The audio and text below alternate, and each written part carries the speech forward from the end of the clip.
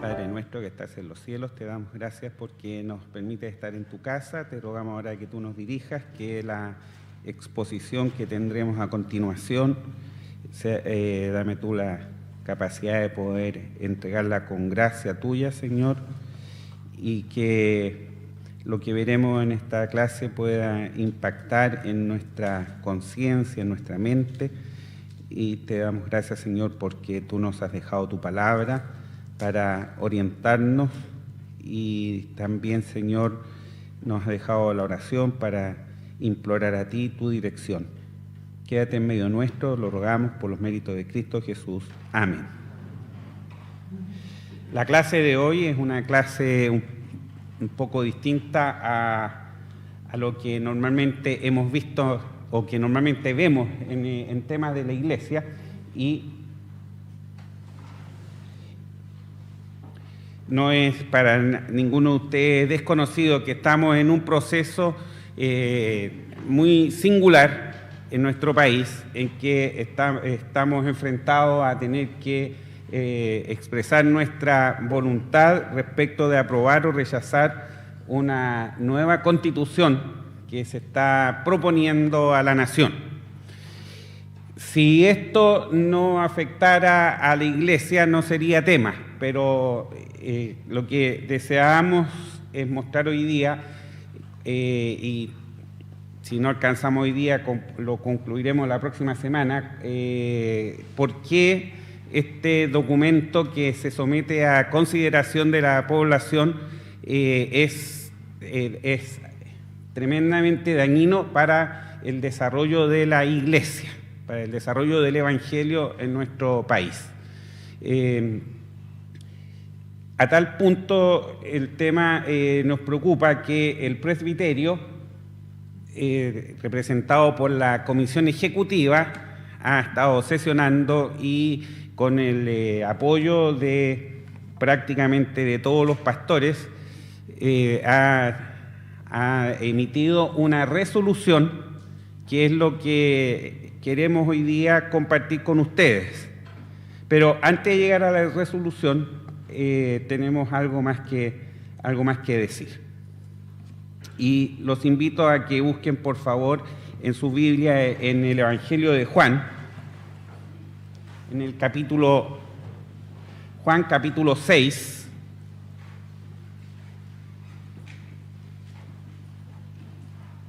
Juan capítulo 6, los versículos 1 al 12, y luego el 25 y el 26. Vamos a dar lectura todos juntos a estos versículos. Juan capítulo 6, los versículos 1 al 12, y luego el 25 y el 26. Vamos a mostrar algunos versículos ahí nomás, pero por eso busquen en su Biblia para que podamos leer la cita completa. Juan 6, del 1 al 12, y luego el 25 y el 26. Leamos. Pasadas estas cosas, fuese Jesús de la otra parte de la mar de Galilea, que es de Tiberías, y seguíale grande multitud, porque veían sus señales que hacía en los enfermos, y subió Jesús a un monte y se sentó allí con sus discípulos. Y estaba cerca la Pascua, la fiesta de los judíos. Y como alzó Jesús los ojos y vio que había venido a él grande multitud, dice a Felipe: ¿de dónde compraremos pan para que coman estos? Mas esto decía para probarle, porque él sabía lo que había de hacer. Respondióle Felipe: 200 denarios de pan no les bastarán para que cada uno de ellos tome un poco. Dícele uno de sus discípulos, Andrés, hermano de Simón Pedro: un muchacho está aquí que tiene 5 panes de cebada y 2 pececillos. ¿Mas qué es esto entre tantos? Entonces Jesús dijo: haced recostar la gente. Y había mucha hierba en aquel lugar, y recostáronse como número de 5,000 varones. Y tomó Jesús aquellos panes, y habiendo dado gracias, repartió a los discípulos, y los discípulos a los que estaban recostados, asimismo de los peces cuanto querían. Y como fueron saciados, dijo a sus discípulos: recoged los pedazos que han quedado, porque no se pierda nada. Y hallándole, 25 y 26. Hallándole de la otra parte de la mar, dijéronle: Rabí, ¿cuándo llegaste acá? Respondióle Jesús y dijo: de cierto os digo que me buscáis, no porque habéis visto las señales, sino porque comisteis el pan y os hartasteis. Que el Señor bendiga su santa palabra. Veamos algunas consideraciones previas a entrar ya al tema que tenemos para esta mañana. Y notemos en primer lugar la motivación que tenía la gente para buscar a Jesús. De este relato que encontramos en el Evangelio de Juan, surge ese dicho popular de ir tras los panes y los peces. Tras los panes y los peces. Ahora, nos damos cuenta de que es una constante de la conducta de los seres humanos que buscan todo lo que pueden recibir gratis. Fíjense, el propio Jesús los delata a ellos, les reconoce ante ellos que no lo buscan por ser Él el Mesías, simplemente lo buscan porque comieron gratis.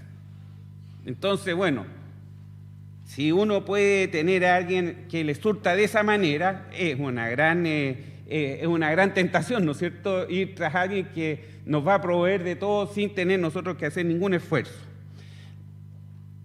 Hoy estamos ante la propuesta de una nueva constitución, la que consagraría una serie de derechos que resultan tremendamente atractivos para la generalidad de la población. Mire, quiero mencionar tan solo 3. Y me van a decir, ¿cómo no va a ser atractivo escuchar que tendremos derecho a salud gratis? Pero viene con un agregadito, no solamente salud gratis, le ofrecen también tener una muerte digna. Educación gratis, incluyendo la universidad. Dice textualmente, universidad gratis. Y en tercer lugar, nos ofrecen una vivienda digna. Esto es por mencionar simplemente algunos derechos que capturan la atención de las personas y abren el apetito por tener recibir todo esto sin costo. Es lo que se nos está ofreciendo. Ahora, podríamos detenernos en analizar la factibilidad real de estos ofrecimientos y arribaríamos a una conclusión fatal. Y me gustaría que esto lo tengan en consideración. No es el centro de lo que vamos a hablar hoy día, pero todos estos ofrecimientos, hermanos, la verdad de las cosas es que en nuestro país ninguno de estos derechos son factibles. Y cuando algo no es factible, se transforma en letra muerta. En letra muerta. Capturan la atención muy fácilmente, pero las cosas todas tienen un costo y nuestro país no es el país más rico del mundo como para poder andar repartiendo la plata a diestra y siniestra de modo de poder proveer de todos estos derechos a toda la población. No es factible. Como le digo, no deseo llevarlo otra vez estas nubes de humo que impiden ver lo que un creyente verdadero debe observar y meditar. Y lo que un creyente verdadero debe observar y meditar son los elementos del campo valórico que son los que sí realmente importan. Y respecto de esto, la advertencia que hace la palabra de Dios es: si fueren destruidos los fundamentos, ¿qué ha de hacer el justo? Así que hoy día, lo único respecto a lo no valórico que quería mencionar es que pongamos los pies sobre la tierra en cuanto a estos derechos y en general a otros derechos también que aparecen mencionados. Yo puse aquí los más notorios, los que tal vez más desearíamos, ¿ah? Pero hay muchos otros derechos que no los he mencionado acá, ¿ah? Pero quiero decirles que debemos tener cuidado porque lo que se nos está ofreciendo no hay posibilidad de llevarlo a la práctica. El problema es que cuando esta Constitución, si es que llega a ser aprobada, entre en funciones, ahí simplemente, como le digo, esos derechos van a quedar como letra muerta, pero nos van a empezar a aplicar todos los elementos valóricos, que es en lo que queremos en esta mañana poner el acento. Y para la iglesia, para todos nosotros, la palabra del Señor, como hemos leído recién en el Salmo 11.3, dice: si fueren destruidos los fundamentos, si fueren destruido todo lo valórico que el Señor entrega en su palabra, ¿qué ha de hacer el justo? Pero ¿por qué nosotros hemos decidido como consistorio destinar este tiempo para exponer esto a la congregación? Porque también la palabra del Señor tiene mensaje para los líderes de la iglesia. Y ese mensaje lo encontramos claramente en el libro de Ezequiel. Por dar una de las citas, Ezequiel 33:6. Dice: si el atalaya viere venir la espada y no tocare la corneta, y el pueblo no se apercibiere, y viniendo la espada tomare de él alguno, él por causa de su pecado fuera tomado, más demandaré su mano del atalaya. Así es que al exponer hoy día lo que estamos haciendo nosotros es cumplir como siervos del Señor, y estoy hablando a nombre de todo el consistorio, a la congregación, porque tenemos que tener un máximo de cuidado al analizar el tema que se nos propone como nueva Constitución. Quiero mostrar antes un breve contexto histórico para poder entender de dónde sale lo que estamos encontrando ahora que se nos propone como nueva Constitución. Y lo primero que tenemos que reconocer que estamos viviendo un tiempo con fuertes cambios sociales. Miren, hace unos 15 años, pensé que podía ser más, pero en realidad aproximadamente hace unos 15 años, Chile se caracterizaba por mantener públicamente, esto no significa que en la vida privada las cosas fueran igual, pero al menos públicamente, estándares valóricos morales que, aunque no somos una nación que tiene arraigo en el protestantismo, como algunos países, especialmente Estados Unidos y países de Europa, a pesar de que no tenemos eso en nuestras raíces, de todas maneras estos valores morales que sostenían a la sociedad nos permitían al menos desarrollar una convivencia pacífica y con cierto control del libertinaje. Pero a partir de esa fecha nos hemos visto enfrentados a fuertes cambios en todos estos estándares valóricos morales de la sociedad. Miren, algo ya de esto lo atisbamos después del último terremoto del 27F, porque los saqueos del 27F fueron algo que nos tomó, tal vez a todos los presentes nos tomaron por sorpresa. Eso no significa que reconozcamos que no estamos preparados para participar, ¿eh? Pero ver las noticias y la gente que decía que necesitaba los elementos básicos, pero entre los elementos básicos iban los televisores, las lavadoras, esos saqueos no habíamos visto nosotros en nuestra sociedad que ocurrieran. Ya ahí tenemos una muestra de que algo estaba ocurriendo en nuestra sociedad, en nuestro país. Pero hay múltiples factores que explican estos cambios sociales. Pero hay tres que yo quiero destacar en esta mañana y le voy a decir que de cierta manera no es cómodo destacar estos tres factores, pero debemos ser firmes en sostener que estos tres factores que vamos a mencionar son la base de todo lo que estamos viviendo en nuestra sociedad. Que por lo demás no es solamente nuestra sociedad, aquí no estamos aislados del mundo, lo que estamos viendo acá realmente es transversal, es un proceso que se está viviendo prácticamente en todo el orbe. Esto que para nosotros partió hace unos 15 años, quiero decirles que a nivel mundial partió en torno al año 1965. El año 1965, filósofos fundamentalmente franceses dieron por muerto la corriente filosófica que se vivía hasta ese momento y cambiaron ahora entonces a lo que se conoce como posmodernidad.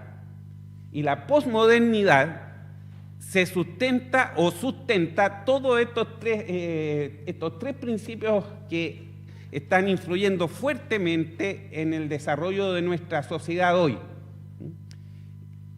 Hay algo que caracteriza a la posmodernidad, no lo vamos a ver hoy día, pero quiero mencionarles que una de las cosas que es muy típica de la posmodernidad es una corriente que se llama de deconstrucción. O sea, todo lo que ha existido hasta ahora, todo eso hay que demolerlo, hay que destruirlo y hay que construir algo nuevo partiendo de cero. Eso es la deconstrucción y una de las bases más fuertes que tiene este movimiento de posmodernidad. Bueno, vamos a cuáles son, a nuestro juicio, las bases de todo lo que estamos viviendo. Y tenemos esto en función, por supuesto, del texto de la nueva Constitución.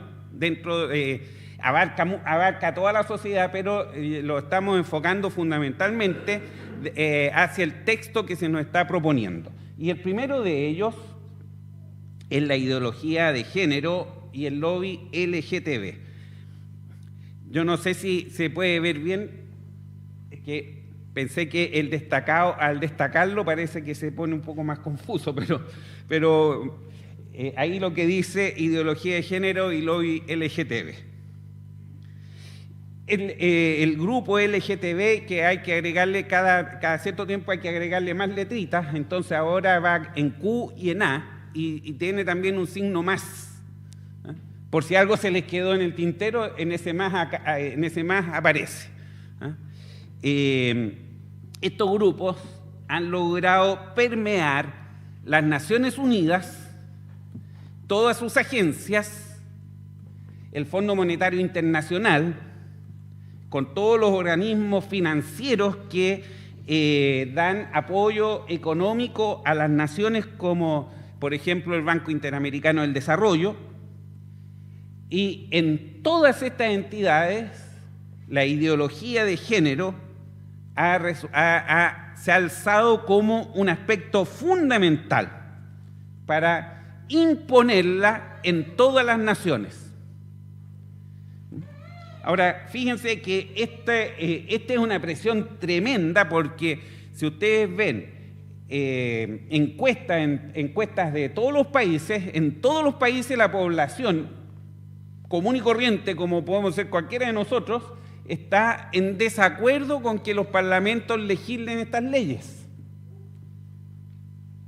Pero la presión del dinero es tan fuerte que los legisladores, del color que sean, hacen oídos sordos de lo que la población espera de ellos y legislan y aprueban, y muchas de estas leyes, no solamente acá en nuestro país, sino que en todos los países, muchas de estas leyes se legislan a puerta cerrada, sin darle publicidad hacia el exterior, y de repente cuando nos damos cuenta están aprobadas leyes que son realmente que alteran los valores que hemos tenido como sociedad desde mucho tiempo a la fecha. De esta manera, este lobby LGTB ha logrado imponer su agenda ideológica, que no es otra cosa que la ideología de género, a todas las sociedades prácticamente. Así es que este es realmente con el billete lo que logran, lo que ha logrado las Naciones Unidas y todas sus agencias, en realidad es un verdadero chantaje. Ustedes aprueban estas leyes, tienen el apoyo económico para el país, ustedes rechazan estas leyes, no tienen que arreglárselas como puedan. Y por eso han ido apareciendo todas estas leyes aprobadas una tras otra. Tenemos que decir, hoy día no me voy a dedicar a analizar la ideología de género. Tenemos un trabajo hecho sobre la ideología de género, los que lo deseen, después me lo comentan y yo se los puedo compartir por WhatsApp, porque ahí tenemos una descripción en qué consiste y todo el desarrollo histórico que ha tenido la ideología de género. Bueno, claramente el Evangelio es absolutamente incompatible con esta ideología. No podemos, en este sentido, tener una opinión diferente. Todo lo que la palabra de Dios habla acerca del ser humano, en ningún lugar podemos nosotros encontrar algo siquiera, un atisbo que apruebe algo mínimo de la ideología de género. Es todo absolutamente antibíblico. El segundo elemento que queremos nosotros destacar en este momento para ustedes son el efecto de los movimientos feministas. El feminismo ha tenido un auge realmente en el concierto mundial tremendo. Reclaman y luchan por supuestos derechos de las mujeres. ¿Cuáles derechos? El aborto, el derecho sobre su propio cuerpo, la libertad para desarrollarse profesionalmente, el reemplazo del compromiso matrimonial por la simple convivencia, y podemos mencionar muchas otras cosas. Bueno, nuevamente estamos frente a una mirada de la sociedad absolutamente opuesta a lo establecido en la palabra de Dios. Así que sostener una mirada de la sociedad desde el feminismo es ponerse en el polo opuesto de la posición bíblica del orden establecido por Dios desde la misma creación. También en este sentido sería necesario poder abordar y profundizar un poco más, porque me van a disculpar, pero yo sé que dentro de la congregación hay algunas hermanas que les ha resultado muy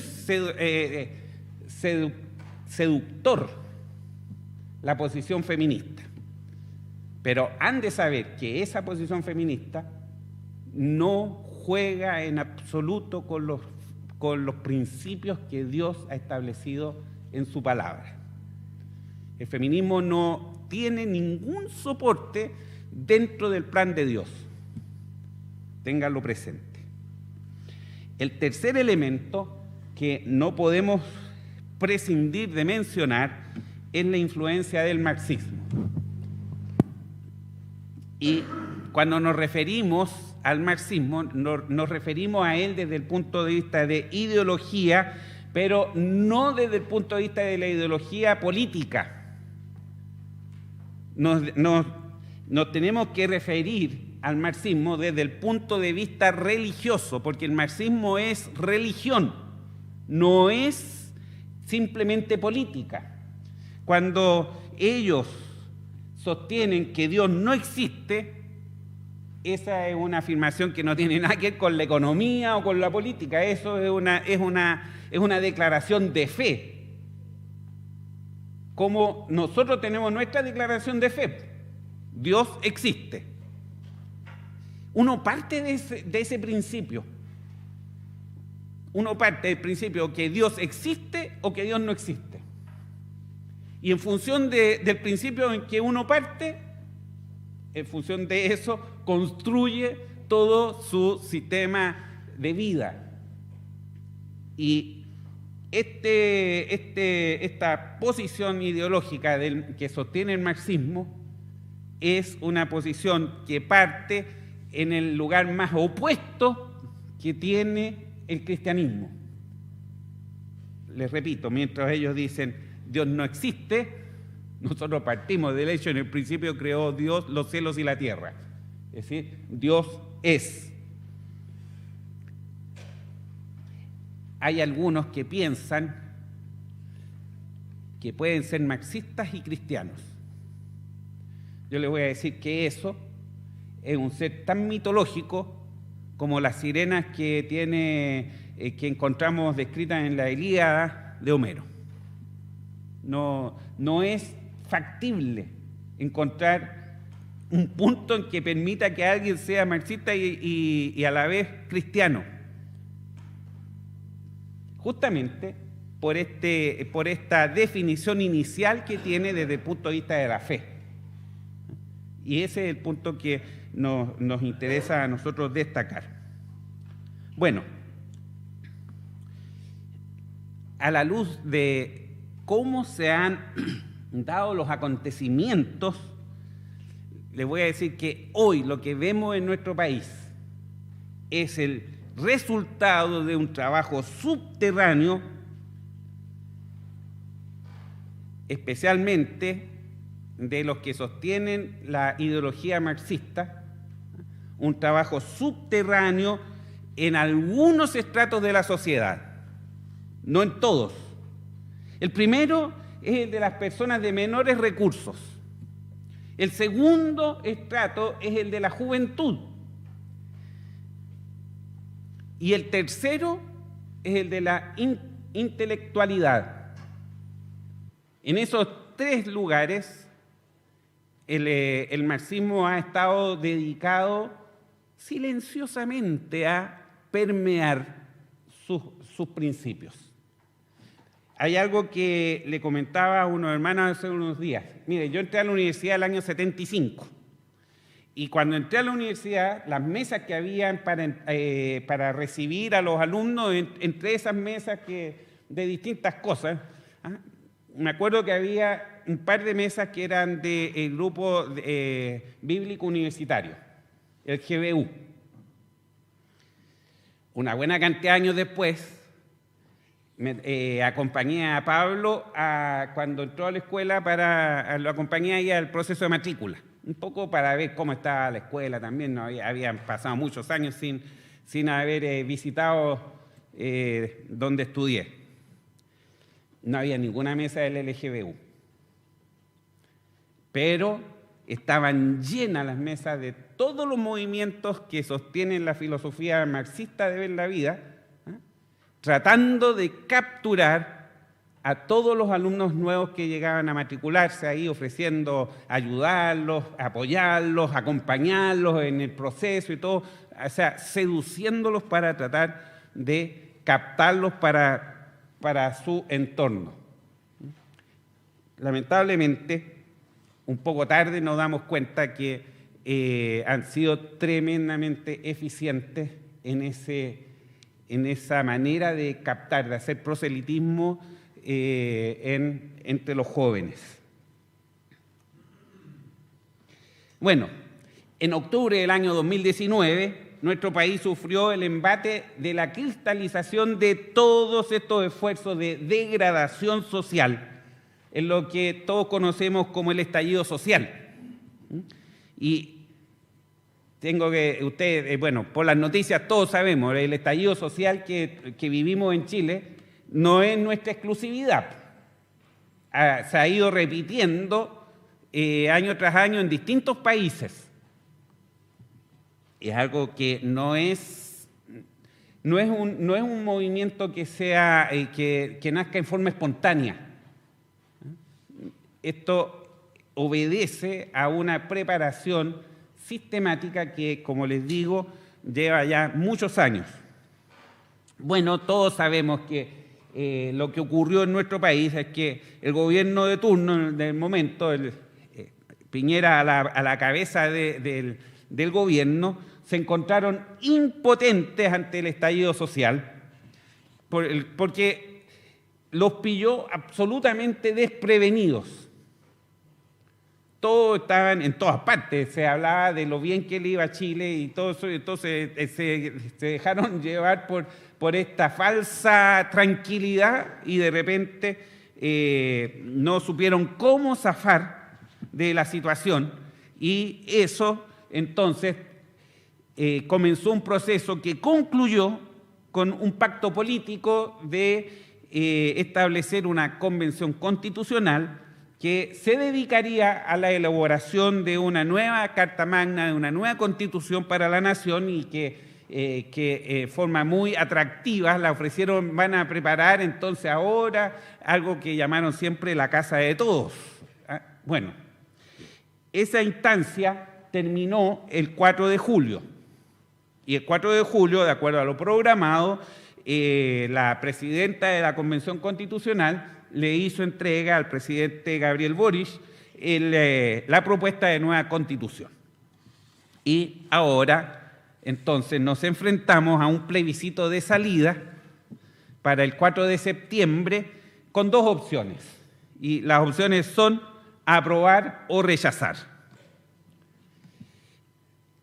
Es cierto que esta reseña de hechos tal vez es un poco ajena a lo que normalmente estamos acostumbrados a presentar en la Iglesia, pero yo creo que es muy importante tenerla presente porque es la génesis justamente del texto de nueva Constitución, surge de todos estos fenómenos sociales que hemos mencionado: la ideología de género, el feminismo y la influencia del marxismo en la construcción de este nuevo documento que se somete a consideración de la Iglesia, de la nación. Ahora, ¿qué hay en el trasfondo de la nueva Constitución? Miren, la nueva Constitución que se propone al país en cuanto a valores, que es sobre lo que nos vamos a pronunciar. Ya, a modo de introducción hablé un poco de los derechos, pero no queremos poner en eso el énfasis lo queremos poner en los valores. Los valores. Esta Constitución está absolutamente permeada tanto por la ideología de género, por el feminismo y por conceptos de la manera de ver la vida que tiene el marxismo, que para que nos vayamos acostumbrando al vocabulario y no nos quedemos en el pasado, entonces tenemos ahora que hablar de cosmovisión, la cosmovisión marxista de la sociedad. Son tres pilares fundamentales de la nueva Constitución, pero no son todos. Hay otros elementos que son ideológicos religiosos que explican mucho de lo que se refiere a la naturaleza que aparece ahora en la Constitución y al cuidado del medio ambiente. Miren cómo el diablo es muy astuto, hermanos, y por eso es que hay que tener tanto cuidado, porque nos hablan de que cuidar la naturaleza, cuidar el medio ambiente, y resulta que eso tiene un sustento religioso detrás de eso. Ahí está el concepto que viene desde la India fundamentalmente, que conocemos como panteísmo. Y panteísmo, el prefijo pan significa todo, ¿no? Cuando son los Juegos Panamericanos es porque son los Juegos deportivos de toda América. Panteísmo, todo, y teísmo, Dios. Todo es Dios. Esto es Dios, esto, los árboles, los animales, todo es Dios. Es una manera de ver la vida que va contra nuevamente lo que Dios establece en su palabra. Nosotros creemos en un Dios que es personal, un Dios trino, no en esto que todo lo que tocamos es Dios. Da para comentarlo en otra ocasión esto, pero quería mencionarle que este cuidado de la naturaleza y del medio ambiente, estos derechos de la naturaleza, de los animales sintientes, obedecen justamente a elementos filosóficos religiosos que son opuestos al Evangelio. Entonces, por eso es que cuando vemos al detalle el texto que se nos propone, mire, un creyente fiel tiene que ponerse en alerta. Seguramente más adelante lo voy a volver a repetir esto, pero no es misterio que dentro de la congregación hay hermanos que tienen sensibilidad hacia la derecha, hay otros que tienen sensibilidad hacia la izquierda. Pero en este asunto no podemos tener doble sensibilidad. En este asunto, este no es un asunto de política contingente. Aquí no estamos hablando de votar por una u otra persona. Estamos hablando de un tema de la gran política, de lo que va a regir el desempeño, el desarrollo de nuestra nación, dicen que por los próximos 40 años. En realidad hay algunos que cuando hablan de 40 años se preocupan. Hay otros que ya no tenemos que preocuparnos tanto, porque en 40 años ya no vamos a estar para ver la próxima Constitución. Pero el problema que nos preocupa a nosotros es el hoy, el día de mañana. Son las condiciones que van a empezar a ocurrir cuando este documento, si se aprueba, entre en funciones y yo creo que todos los presentes, si esto se aprueba, vamos a estar todos vivitos y coleando cuando esta cuestión se apruebe, si es que se llega a aprobar. Así que nos va a afectar ahora. No pensemos en 40 años, pensemos en ahora. Así que es por eso que esto es urgente.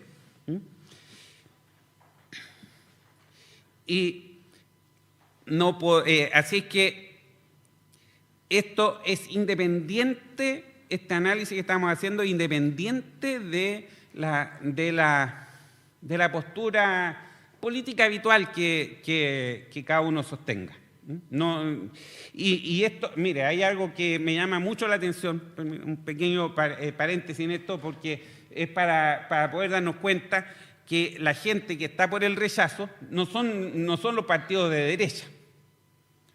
Sin duda están por el rechazo los partidos de derecha, porque con la base que yo les he mencionado, obviamente está fuera de sus postulados.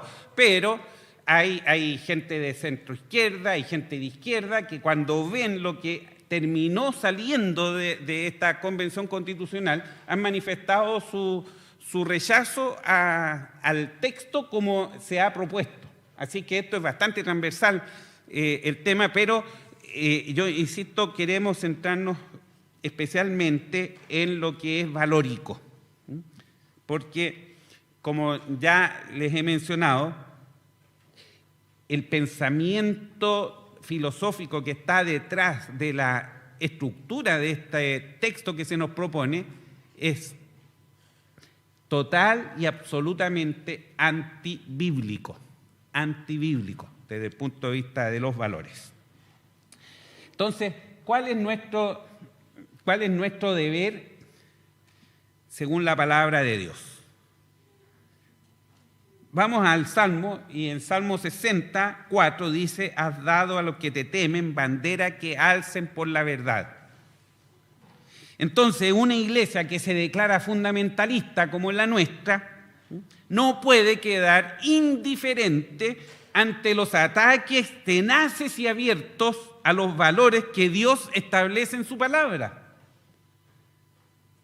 Mire, por mucho tiempo nos hemos llamado fundamentalistas y no ha sido necesario tal vez llevar a la práctica en forma activa lo que significa ser fundamentalista.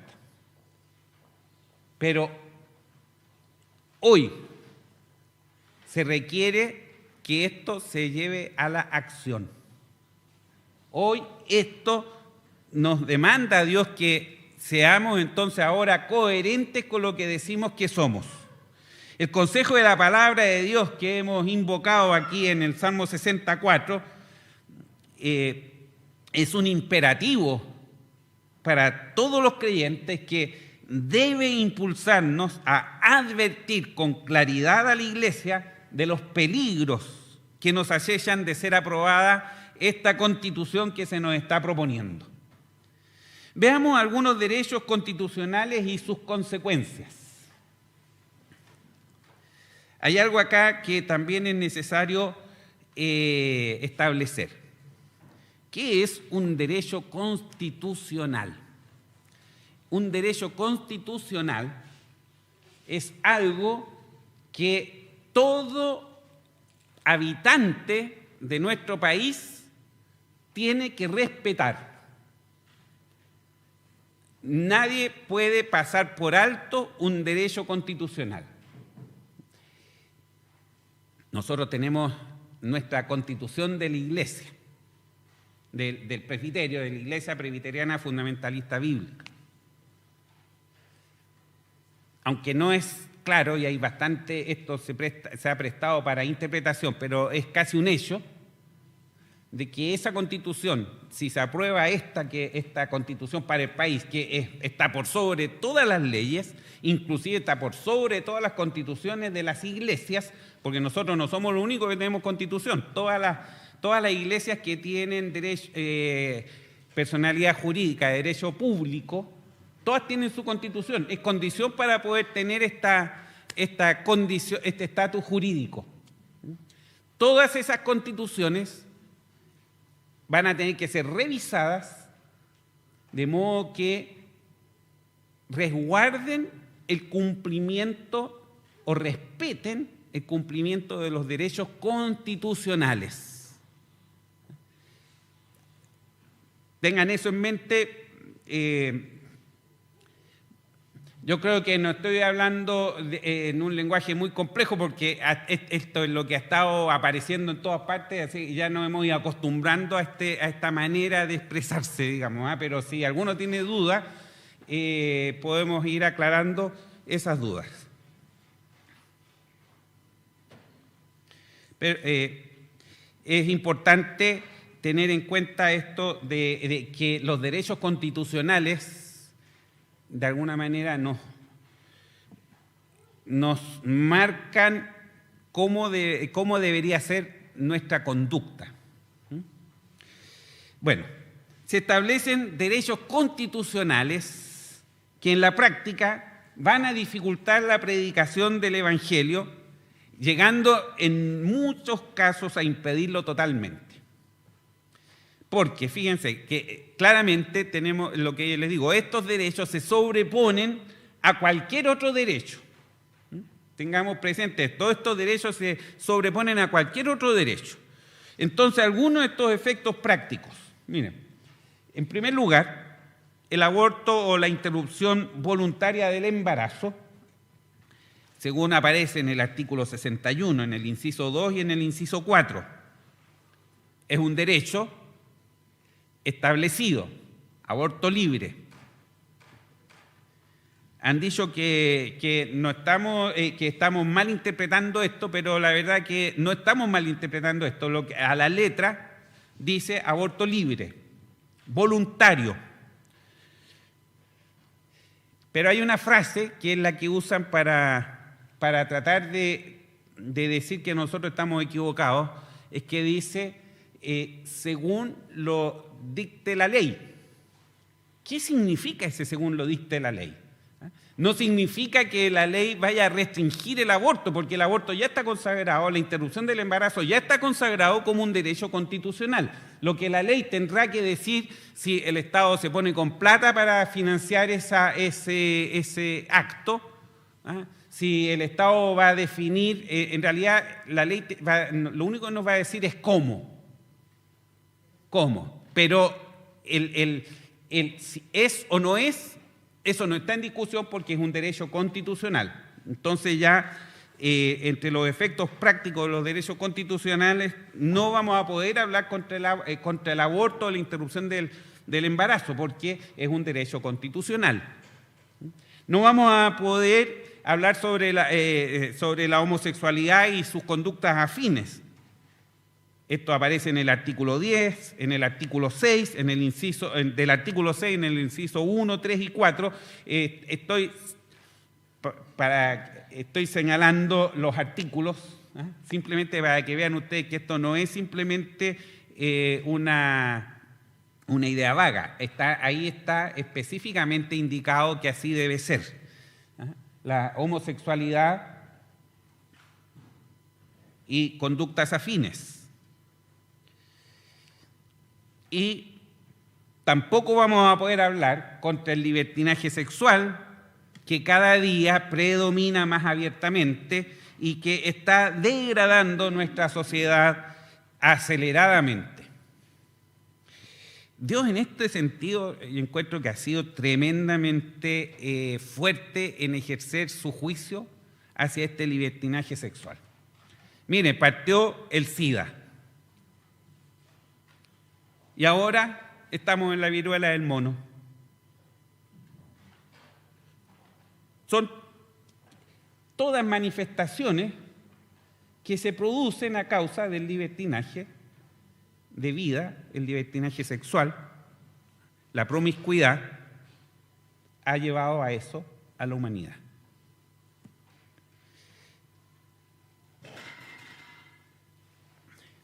Otro tema que tampoco vamos a poder hablar es sobre el matrimonio igualitario. Artículo 67, inciso 1. Pero fíjense que aquí esta cuestión es como para poner los pelos de punta. Porque el día que dos homosexuales lleguen a una de nuestras iglesias y se declaren presbiterianos fundamentalistas, no es que sean, sino que ellos se declaren, van a estar respaldados por un derecho constitucional, que cada uno es dueño de declarar religiosamente cuál es su credo. Aquí no depende que la iglesia los acoja o no los acoja. Aquí depende que ellos van a tener este derecho constitucional y puede llegar y decir, miren, nosotros somos presbiterianos fundamentalistas y nos vamos a congregar acá. La iglesia no va a tener ahora ese derecho de, voy a decir, no es la palabra más precisa, filtrar quienes forman parte de la iglesia. Porque toda la población va a tener este derecho constitucional de escoger qué ser. Entonces, estamos en un caso hipotético, llegan dos homosexuales, se declaran presbiterianos fundamentalistas y por ese solo hecho, el pastor de esa iglesia estará obligado a casarlos. De no hacerlo, con toda seguridad va a ser acusado de discriminación. La discriminación en este ámbito ya está como ley. Se conoce como ley Zamudio. Y la ley Zamudio está siendo hoy, reestudiada en el Parlamento, y este tipo de discriminación ya está en lo que se está discutiendo, tiene una multa para el discriminador, en este caso el pastor, de más de 2 millones de pesos. Esa es la realidad hoy. Bueno, otro derecho constitucional y sus consecuencias afecta el trabajo de evangelización. Y quiero decirle acá, hace una semana la hermana Maggi me comentó algo que les ocurrió a los hermanos que salen el domingo en la tarde a predicar. Estaban frente al Costanera Center, la hermana Maggi estaba con el altavoz predicando, los hermanos estaban aprovechando entonces, mientras tanto, de repartir tratados a la gente que estaba en el entorno, y llegó Seguridad Ciudadana y le dijo a la hermana Maggi que iba a tener que callarse porque estaba haciendo ruidos molestos. Bueno, hermana Maggi tiene personalidad para enfrentar esto, porque dijo, mire, estoy predicando el Evangelio y el Evangelio nunca ha sido un ruido molesto.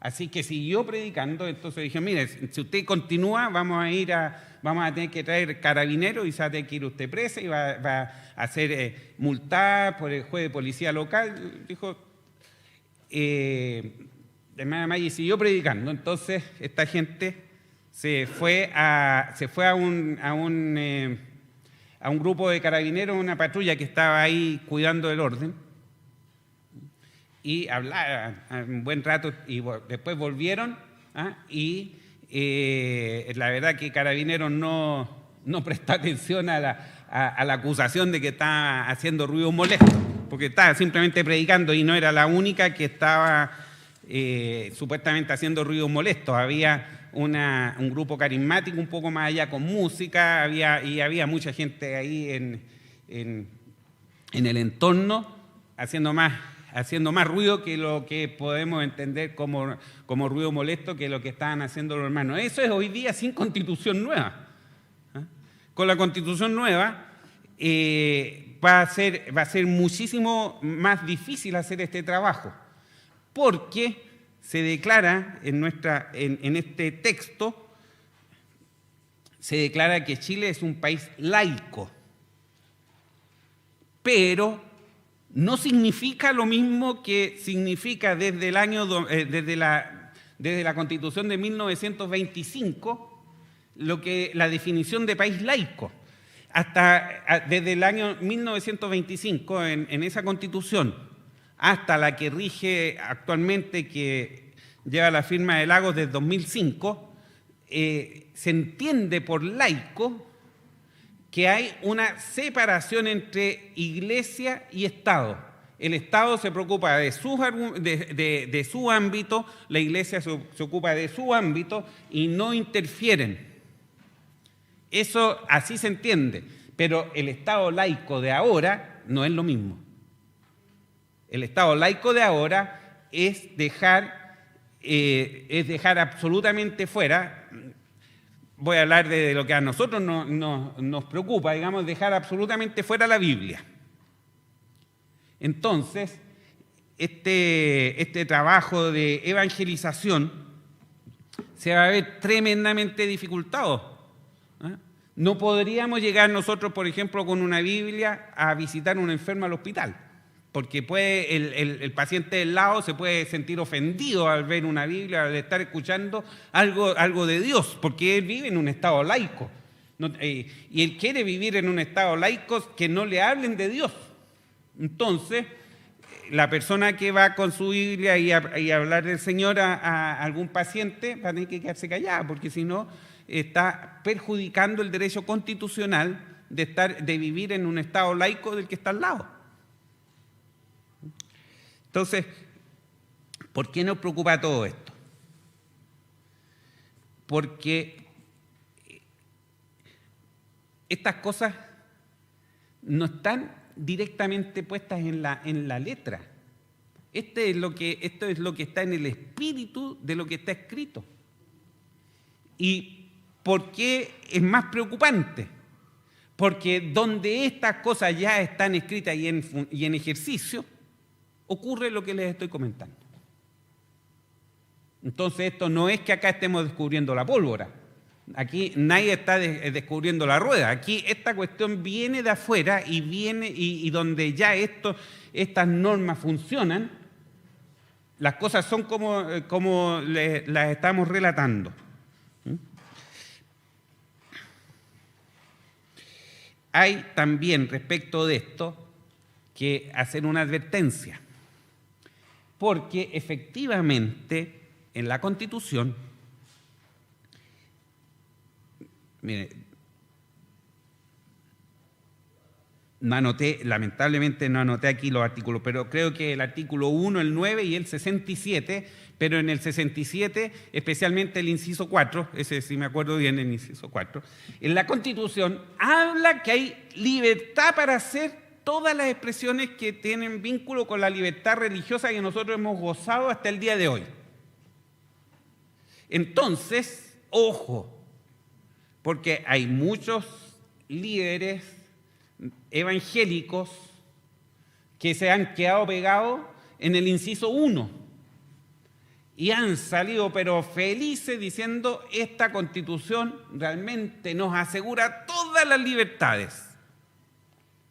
Pero cuando llegan al 4, que está unas 10 líneas más abajo, miren, el 4 termina diciendo que esas libertades quedan restringidas a cumplir con todos los derechos establecidos en esta Constitución.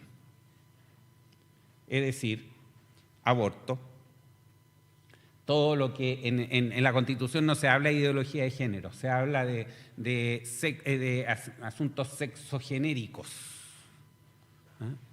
Se adorna para poder hacerlo más digerible lo que está presentándose.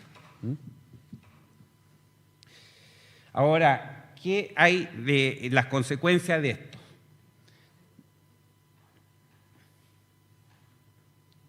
Las penalidades por violar los derechos constitucionales no están establecidas aún porque está dicho ahí que son materia de ley. Es decir, esto tiene que, después de la Constitución, tiene que el Parlamento emitir, pero una cantidad casi indeterminada de leyes que permitan que la Constitución ahora se haga efectiva. O sea, esto se aprueba el 4... Se llega a aprobar el 4 de septiembre, no significa que el 5 de septiembre ya están todas las reglas dadas. Este es un proceso que va a durar casi lo que va a durar la Constitución, porque hay que rehacer una cantidad de leyes impresionantes, que va a llevar bastante tiempo. Así que las penalidades son materia de ley. Pero, como les digo, no tenemos que ser muy imaginativos.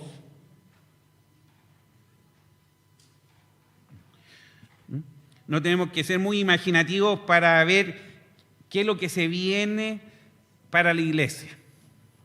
Con lo que les he comentado hasta ahora, puedo decirles con toda certeza que lo que se viene para la Iglesia es persecución, dolor y sufrimiento.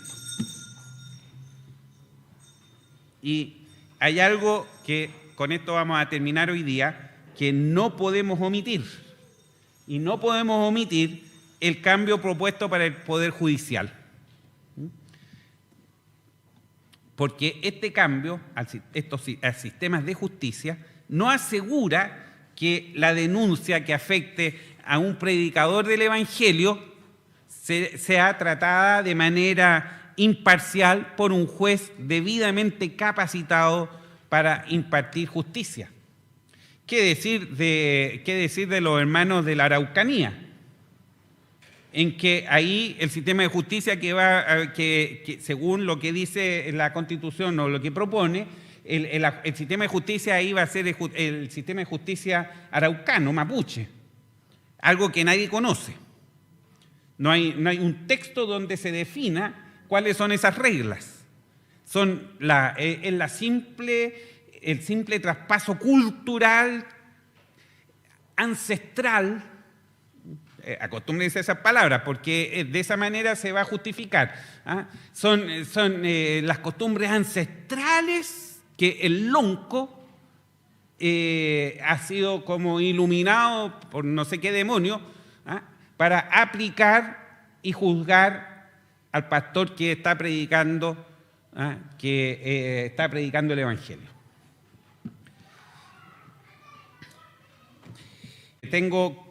Traje creo que 15 copias de la resolución, son 2 páginas la resolución.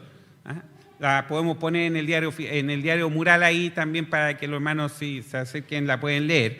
Pero el documento son 14, porque aparte de la resolución hemos preparado un anexo en que está argumentado cada uno de los considerandos, porque la resolución es como un poco fría.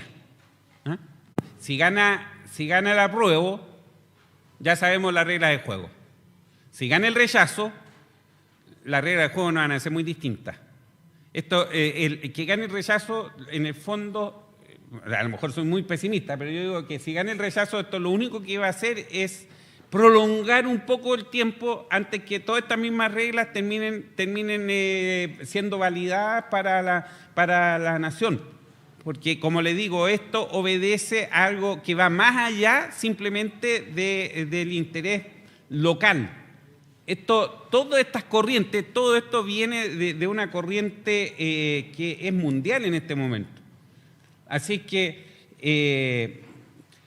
simplemente será postergar un tiempo, pero a la larga la tendencia es a que estas cosas se consagren, no solamente acá, se consagren en todos los países. Pero si está de nosotros poder retrasar un poco esto, el Señor nos dé su gracia para poder aprovechar ahora entonces el tiempo que tengamos para predicar el Evangelio.